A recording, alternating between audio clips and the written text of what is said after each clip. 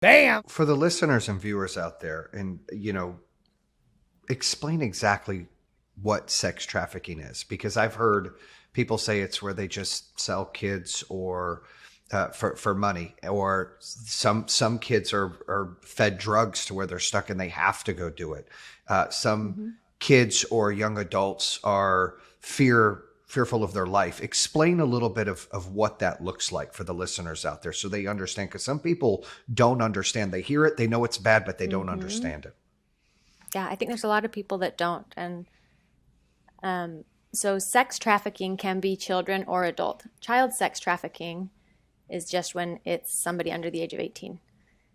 But trafficking in general is trading sexual acts for some other good. So it can be for drugs, it can be for money, it can be for almost anything that you can think of, is forcing somebody to perform sexual acts on another person.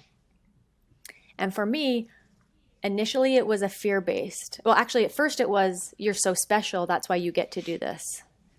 And then as I was older and started realizing that this wasn't probably an okay thing, it was more of a fear-based and threatened with my life and my husband's life and then my son's life. And so I think people have judged me actually quite a bit for staying involved in it, but they don't realize the threats that are involved. And it's a very scary thing. So if you see somebody that you think could be being trafficked, it might not be safe for them to open up about it.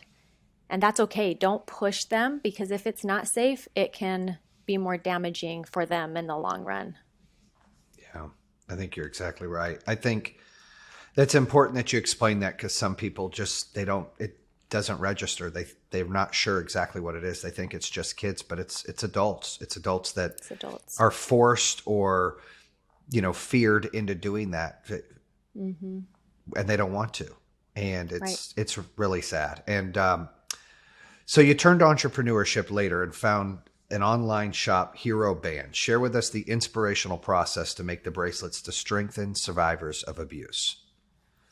Yeah. So my therapist used to tell me, I went to therapy for so many years and so many hours. And anyone thinking about doing therapy, I highly, highly recommend it. Mm, But you need to find the right fit for you. So I probably went to like 10 different therapists, and I'm not exaggerating, before I found one that I felt comfortable around and with. Because if I was going to share these dark, intimate things, I wanted to make sure I felt comfortable around that person. So mhm. it took a while before I found the right fit. But once I did, she used to tell me, "You're going to share your story and help so many people." And I would flat out laugh in her office, because I'm like, there is no way I would ever tell anybody these dark, dark corners of my life. It is so humiliating and degrading. And I never in a million years thought I would share it with anybody.